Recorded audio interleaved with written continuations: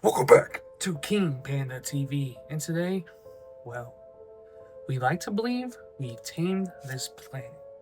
We've paved over its wild spaces, mapped its coordinates, and built enough infrastructures to call places our home, like the site of a Dollar General or, a Waffle House. But if you venture far enough off the grid, you'll find places where the world becomes more unexplainable. Places where nature feels wrong, almost unsettling. These are the corners of our world that defy our explanation.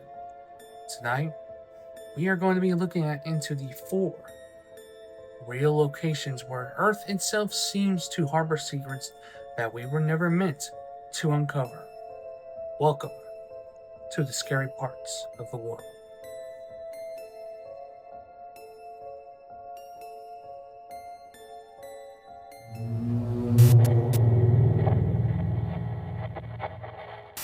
Deep within the marshy, nearly impenetrable wetlands of the Parana Delta in Argentina lies a physical anomaly that feels deeply unnatural.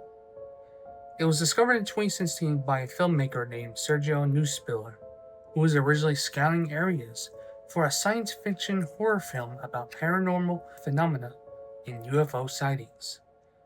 And this location that he found was simply known as El Ojo, or, in translation, the Eye.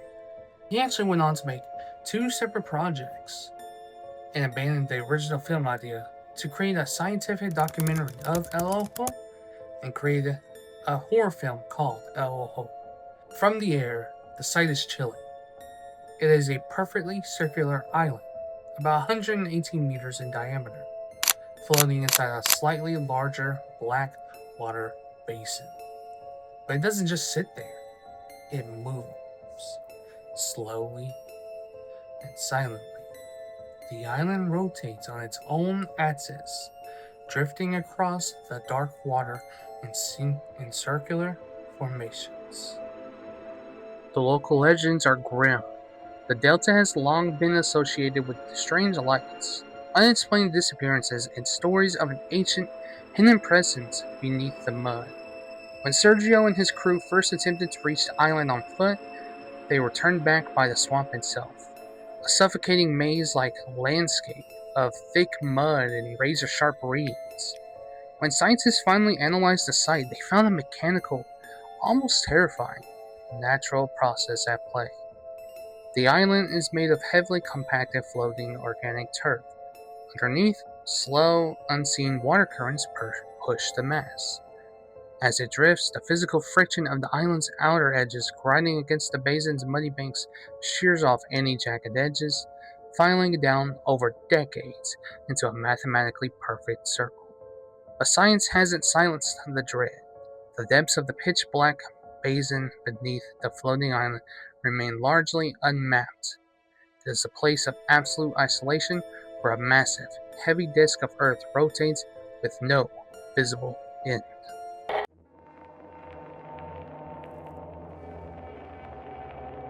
If you find yourself on Highway 90 in West Texas after midnight, the desert can feel incredibly empty. But if you stop just east of the small town of Marfa, you might realize you aren't as alone as you think. Out in the pitch black expanse of Mitchell Flat near the base of the Shinati Mountains, mysterious orbs of light appear. These people call them the Marfa Lights.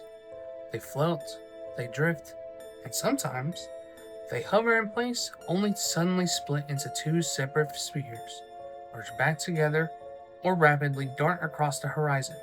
They glow in shades of ghostly white, yellow, red, and blue. The first written record of these lights date back to 1883, when a young cowboy named Robert Reed Ellison spotted them while herding cattle. Fearing an ambush by local Apache tribes, he watched the lights closely.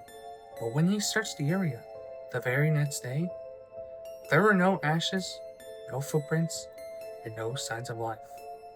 Over the decades, travelers have reported being followed by the lights or watching them float directly over the desert brush before vanishing into thin air. Which gives me the idea, and it just popped in my head. Could you imagine if this guy had just walked out there and all he saw was a circus. Because what it sounds like to me is the opening to Killer Clowns from Outer Space when the couple and the old man saw a comet fly over their heads super low and it crash landed into this old farmer's backyard, pretty much. And, well, farmer, something like that. And he went out to go investigate it and saw a circus, and that's when him and his dog got kidnapped by the killer clowns from outer space. In 2004, physicists attempted to demystify the phenomenon. They concluded that many modern sightings are caused by an atmospheric mirage, a phenomenon called fata morgana, which is a rare, complex form of superior mirage that significantly distorts objects, causing them to look like floating castles, massive vertical walls, or ships hovering but upside down in the sky. Because Marfa sits at a high elevation, extreme temperature drops at night create sharp layers of hot and cold air. This acts like a giant atmospheric lens, bending and projecting the headlights of cars from distant Highway 67 over the horizon, making them appear as floating orbs. But this scientific explanation leaves a haunting gap. How do we explain the sightings from 1883, or the stories told by indigenous peoples long before roads, electricity, and cars ever touched the Texas desert? Some suggest the lights are caused by pressure-induced electrical charges from the area's quartz-rich rocks, while others believe something far older and more conscious is watering the desert floor. Or aliens. I don't know why people don't think it's aliens or UFOs. People still have a hard time of believing that there might be aliens out there. I believe there is, and that they are still lurking out there in our very sky. In 1986, near the Black Sea coast of Romania, workers drilling into the earth stumbled upon a narrow shaft. Lowering themselves into the dark, they discovered a subterranean world that had been completely sealed off from the rest of the world for 5 million years. This would be known as Movile Cave. If you were to step inside without breathing apparatus, the atmosphere will kill you in minutes. Air is thick with hydrogen sulfide, carbon dioxide, and methane. The oxygen level is less than half of what we breathe on the surface. Yet, in this toxic, pitch-black tomb, things are alive. Because no sunlight has touched this cave in millions of years, the entire food chain is built on chemosynthesis. Bacteria that feed on the deadly sulfur and methane gases, forming a thick, slimy film on the cave's underground lake. And crawling through this toxic slime is a number of evolutionary isolation. Scientists have found dozens of unique species here that exist nowhere else on Earth. Because they evolved in absolute darkness, they have no need for color or sight. They are completely translucent, blind, and pale. Instead, they navigate using oversized, ultra-sensitive feelers. And the undisputed ruler of this dark domain is Cryptops spiloris, also known as the Cave King. It is a blind, venomous centipede that hunts down blind spiders, eyeless leeches, and water scorpions in the pitch black. It is a pocket universe of pure, blind survival, operating completely independently of the sun. A terrifying reminder of what life looks like when left untouched, hidden in the dark.